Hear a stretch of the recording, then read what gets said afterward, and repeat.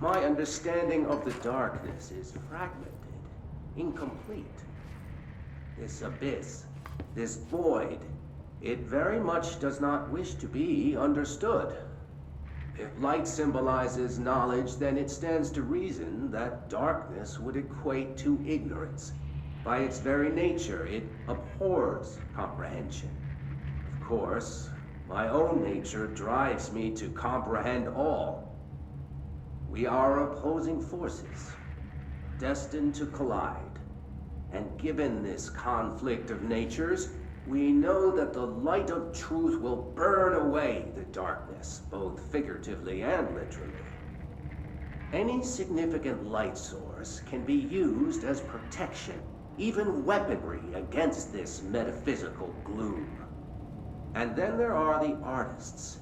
I know for a fact that Tom, Wake, the Anderson brothers, and Lane all had some involvement with the darkness. The question is whether their uncanny ability to affect reality through their art beckons the darkness, or did their work perhaps even create it? With Wake now secure in my lodge, I expect I shall grow closer to learning the answers to these questions. Assuming he cooperates, which is proving quite the challenge. Well, perseverance is the foundation of knowledge. Speaking of, I must be off on my rounds.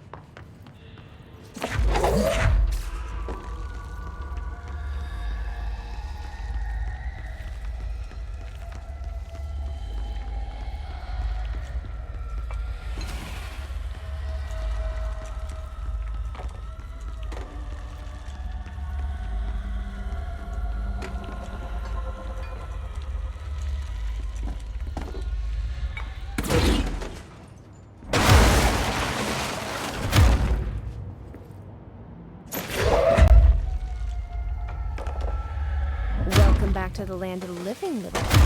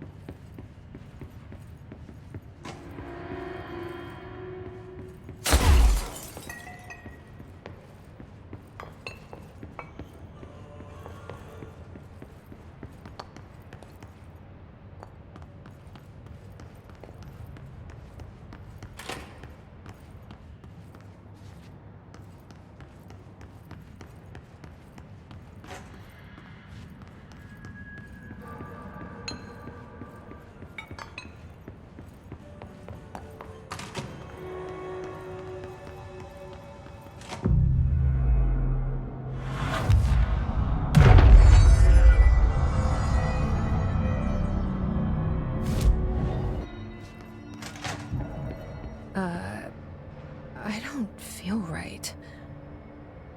Something in this darkness is draining me.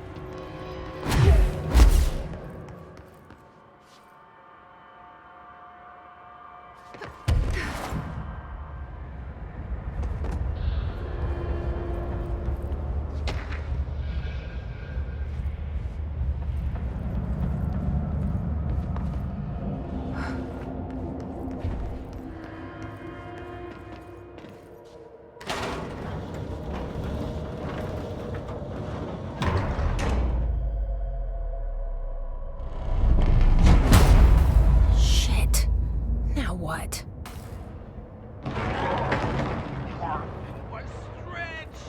What is that?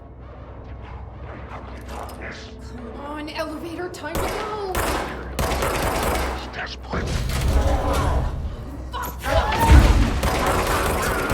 Nothing even touches it. So you don't like the light? I can use that.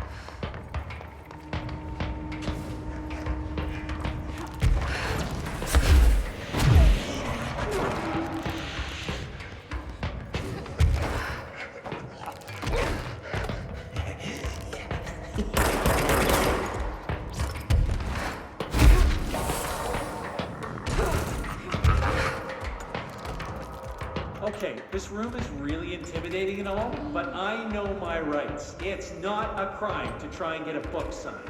Making unauthorized contact with a dangerous paranatural entity is indeed a bureau offense, Mr. Lanston, and can be prosecuted as such. Okay. Well, I didn't know that. Listen, this is being blown way out of proportion. All that happened is I heard Dr. Hartman had been brought in, and since I'm a huge Alan Wake fan, I thought it'd be cool to get a copy of The Creator's Dilemma signed. That's a book that Hartman wrote about. We know what it is. Okay, good. So yeah, I was just looking to fill out my Wake collection. I didn't know Hartman had turned into some shadows. That's a Just a desk job. I sort papers, do data entry, that kind of stuff. Don't come down on me like this. I made one mistake.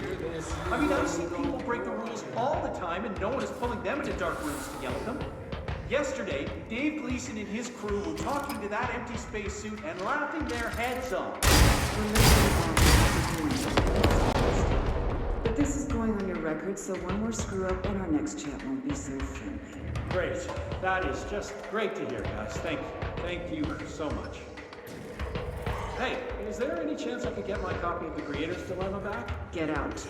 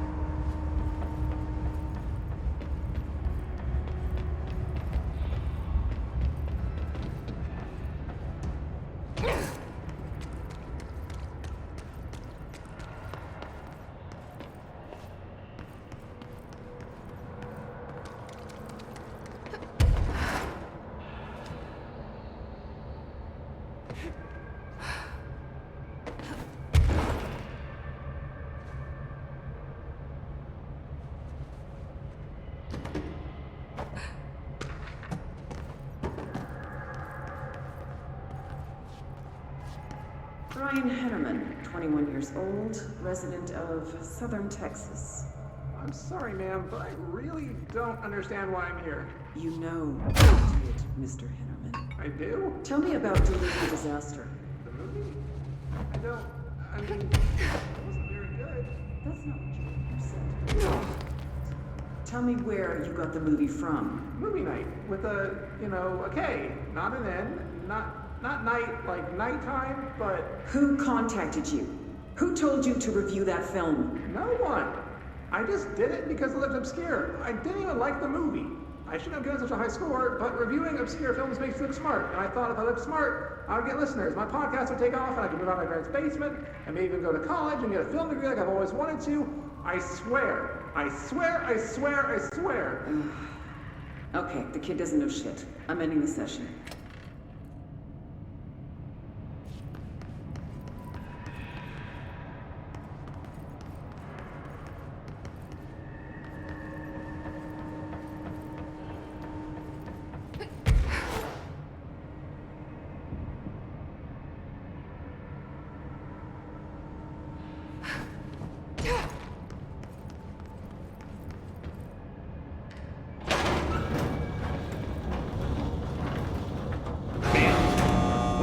Investigations. Jesus, don't scare me like that, Langston. If you're talking right now, I can't hear you. It's a one-way system. Try to find an intercom.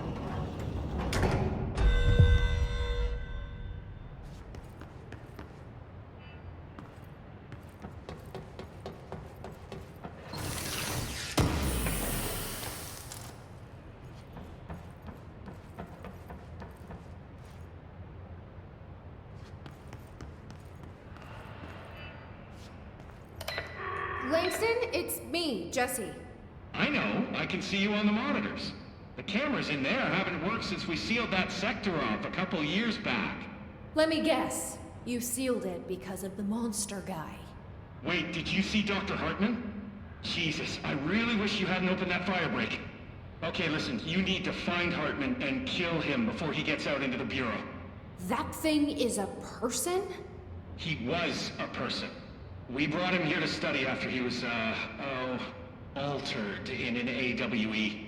I forget the medical word for what happened, but now light physically hurts him. Do you have a flashlight? No. A lantern? Headlamp? Oh, yeah, flare gun. Oh, Christmas lights. You could wrap them around your... I don't have any of those, Langston. Shit. Okay, well, I'm sure you'll think of something. I'll keep an eye on you from the panopticon. This is kind of exciting, right? Maybe from where you're standing. Right, okay. Well, break a leg. Oh, why did I say that? Okay, this Hartman thing can't have gotten very far. Let's go flush him out. Langston was right. This is kind of exciting. It's just nice to have someone to talk to, you know? Ever since I got put in charge of the Panopticon, people treat me different, like I'm crazy for wanting to work with altered items.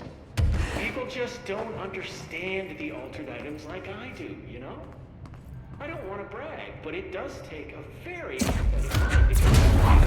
Doesn't want to brag. Right. I mean, the teams of research handle paranatural materials every day, and no one thinks they're weird. Well, maybe that's not true. Darling is famous for being a bit out there, but when he's weird, it's charming. Altered items really aren't that frightening once you get to know them. If you figure out what they like or don't like, you know, what sets them off, then there's nothing to worry about. I guess at the end of the day, we're still just wild animals scared of our own shadows. We're supposed to be on the same team, but sometimes it feels like it's every department for themselves, like it's a race and we're all trying to be number one. If it is a race, though, I'd say Darling is a mile ahead of everyone else. He was Trench's golden boy for years, but that relationship has gotten pretty tense, or so I've heard through the grapevine. Not that I spread rumors, just, you know, people talk. Not me, though. I keep my nose to the grind. Too much work to do to focus on those kinds of things. I need to stay focused so I can get my work done and get home to feed Alfred. He's just gonna talk forever, can't always isn't make he? it home for mealtime, so I have my neighbor check in on Alfred at 7 o'clock if I'm not back yet. She's very nice. Her name is Maria.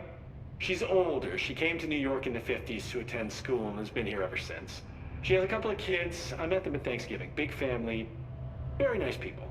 Anyway, she has a key to my apartment, and she gives Alfred his dinner if I'm not home. I'm gonna have to buy her a nice fruit arrangement as a thank you after this. I'm missing a lot of Alfred's meal times. She's probably gonna have to go to the store for more wet food. I'll have to remember to pay her back. Hold on, let me make a note. Pay back Maria for Alfred's food. Okay. Oh, one more thing. And buy her arrangement. All right, done. Are you a cat person? I don't think I ever asked. You seem like one, though. You'd like Alfred. He's very proper. Really carries himself well, you know? I named him after my favorite poet. Felt like a good fit. I got Alfred just before Sylvia died when I was at the... You know, I don't really remember where I got Alfred from. But, boy, those two did not get along. Oh, no. Sylvia thought she owned the place. Didn't like me getting in her way. Scratched me more than once when I was just trying to move her food bowl. That cat was a real asshole. Wow. I'm realizing now that That's language was kinda not harsh. entirely, professional. You see, Sylvia didn't tolerate most people, or animals, or anything. And that's what I meant when I said asshole. I would never use that word about a person. It was just, hey, there's a light flashing on the console here. I gotta, check this out. I'll get back to you later. Real smooth, Langston.